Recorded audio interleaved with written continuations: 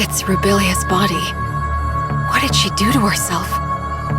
We've detected large numbers of gray space entities converging on your location. Evacuate stat!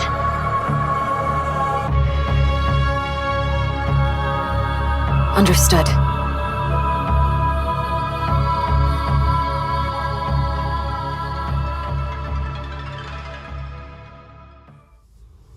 The capacity of the space rift is limited. We'll need to go through it in pairs.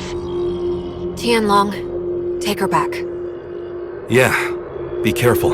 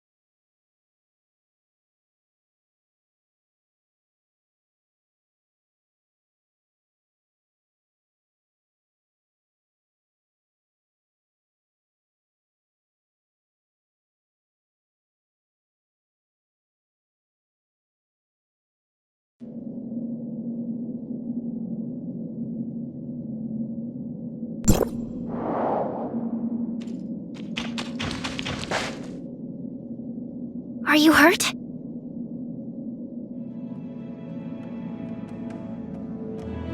I'm fine. Don't worry. That's good to hear. Lin and Tianlong were recalled to headquarters already. And we just received news that Ruby came too. Ruby's awake? Right. Miss Lin said Ruby waking up might have something to do with us rescuing Dr. Rubilia. We better check on her, since you don't have anything to do at the moment.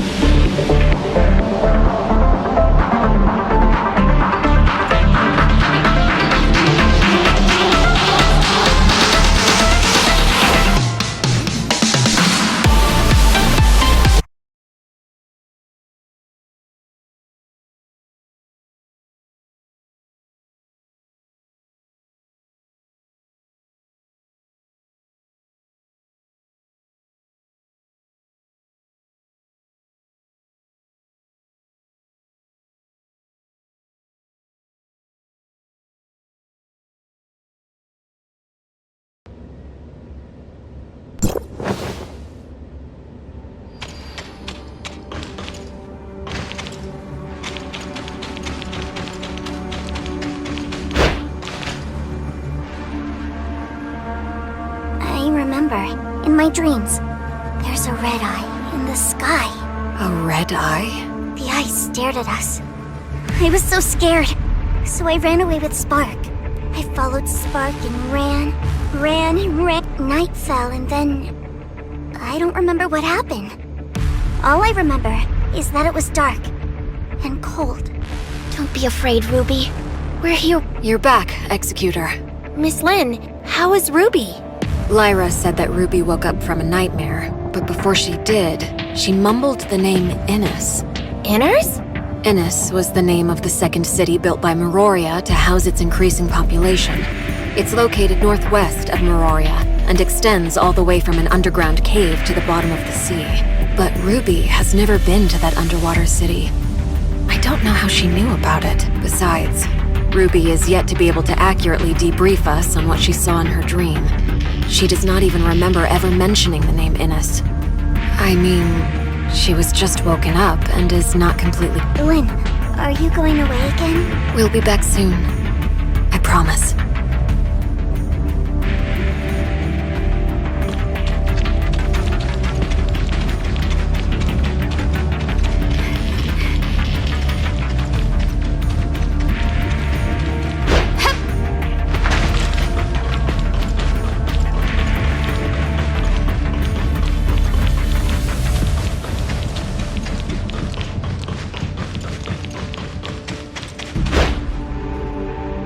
The doctor's brain activity remains at a low level.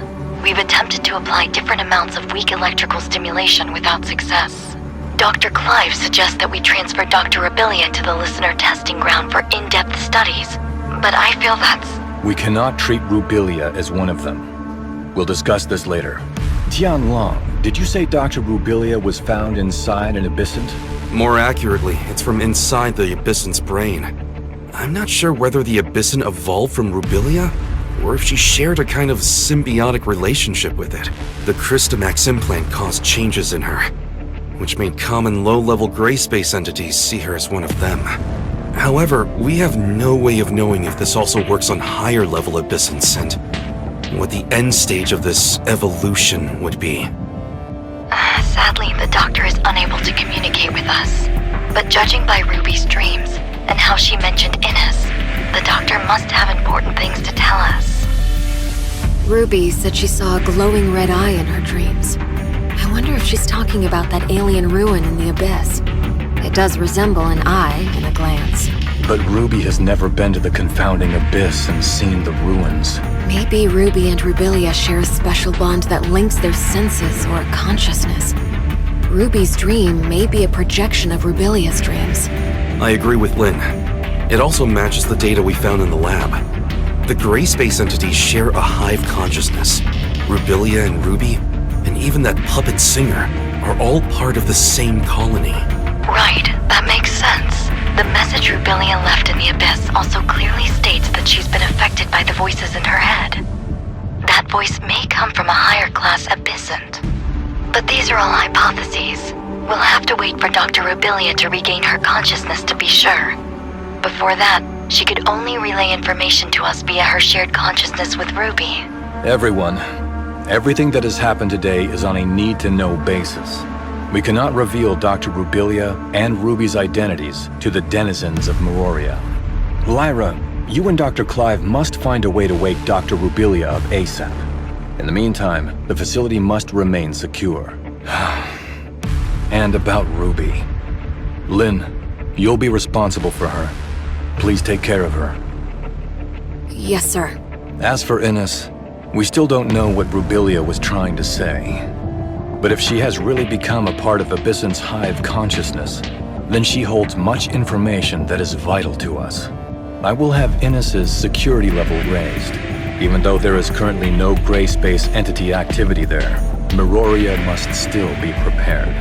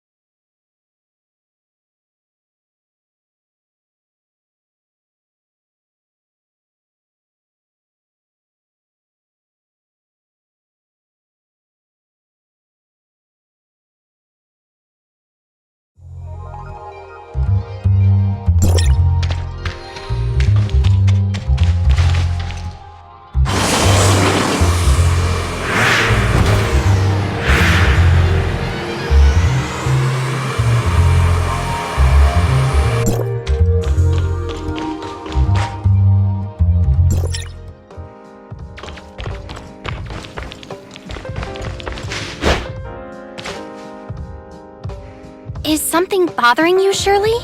Miss Lin has been filling me in on exactly what's going on with Dr. Rubilia these past few days. It looks like Miss Lyra and her colleagues might have found a way to rouse the doctor. But we're all a bit worried about what form exactly our reunion will take when the good doctor wakes. These concerns have prompted Archon Larson to transfer the doctor to the Silver Coast Research Station. What do you think? Do you think Dr. Rubilia will be back to her old self? Or something other than human? I don't think the process has stripped Dr. Rubilia of her human capacity for reason and thinking. Her actions seem to have a clear purpose. Like how she sent a message to Lin using the puppet singer. Or how she made contact with Ruby in a dream to try to transmit a message to Miroria. And when she bravely ventured alone into the abyss, she also left us with invaluable visual records in her lab and along the way. I think she must have prepared for the possibility that those who might come after her, like us, would need guidance. She must know what she's doing. Think of the sacrifices she's made to understand these gray space entities, and how horrible it must be to keep at arm's length, treated as something potentially dangerous and inhuman. I can't help feeling that we have not done right by her. It's a tough situation, but when she made these decisions, she must have had an inkling of what might happen. I just hope everything she's done will turn out worthwhile in the end. Executor, Miss Shirley, apologies for the intrusion. What is it, Lyra?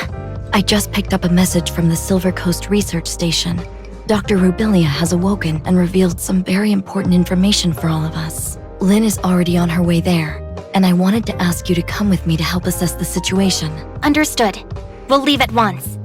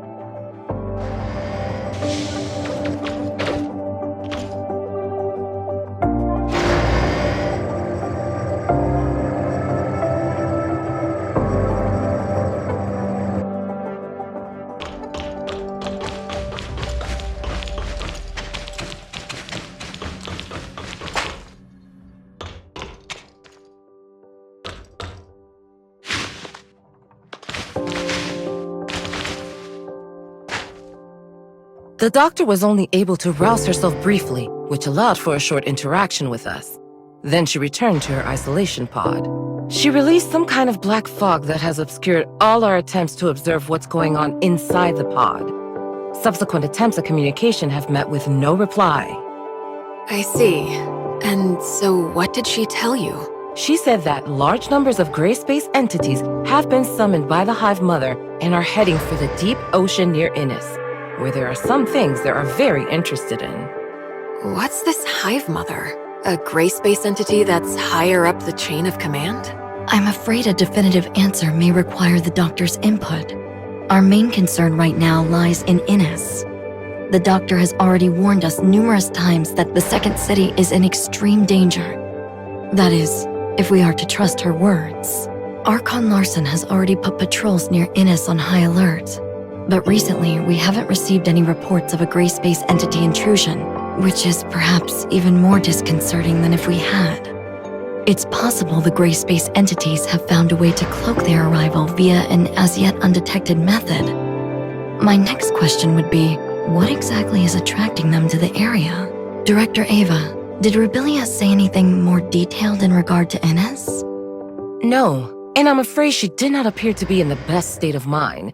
She claimed to be suffering under the effects of the Hive Mother's will, and that she was not able to interact much at all with us as a result. Moreover, she soon disappeared back into the black fog I mentioned.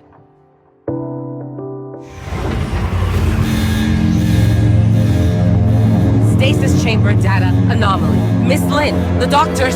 I can hear you. Rubilia. But the Hive Mother can hear you too.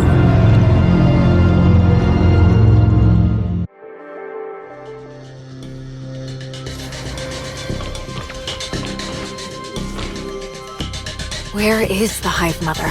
In my head, whatever I see, whatever I hear, she hears and sees.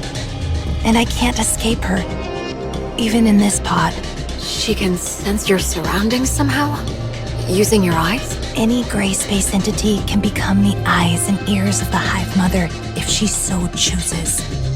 Nor can I do anything to resist her will.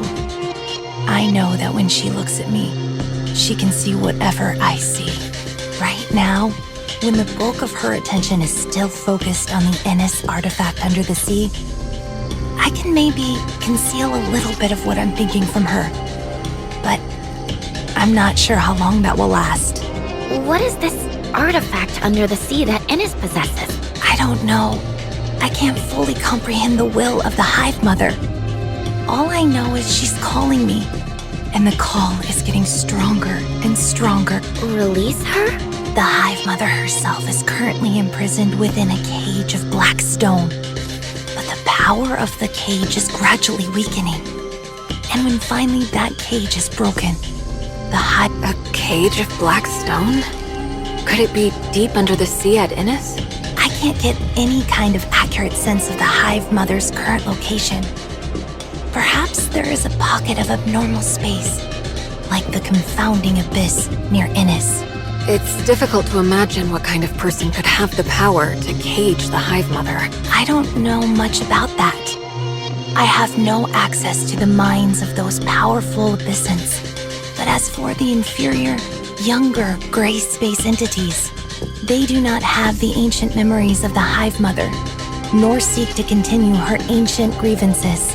I'm still trying to establish closer contact with them, and some kind of rapport.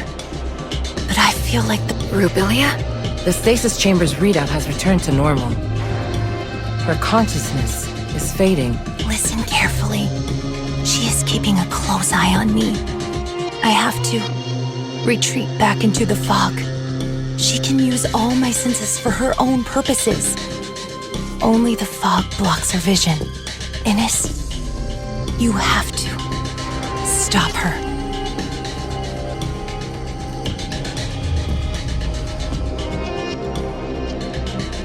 If what the doctor just said is true, then I'm afraid the entire region may not be the friendly human habitat we imagined. I will inform Hycros headquarters of what has transpired here and request urgent reinforcements. We will have to prepare for the worst. It doesn't look like the doctor is capable of many conversations in her present state, Archon Larson. But she must know even more than what she's managed to reveal. Yes. We'll have to see whether we can minimize or cut off the Hive Mother's influence. It might help to stabilize her. Lyra, can I leave that to you? Dr. Clive will provide all the necessary resources. Yes, sir. For the time being, Dr. Rubilia will have to remain confined within her pod. We can't risk bringing her back to Meroria at this stage. Director Eva, an executor team led by Captain Merrill will help you shore up the research. Yes, sir. As for Inners, Lynn, can you organize a team to investigate? And if necessary, we may need to stagger an evacuation of Inners' population to Meroria. Understood. Time is against us. I suggest using the long-range space rift located within the station to reach Ines directly. And as for Rubilia, she's in your hands. Don't worry, Miss Lin. We'll look after her. Very well. Executor, Shirley, let's go.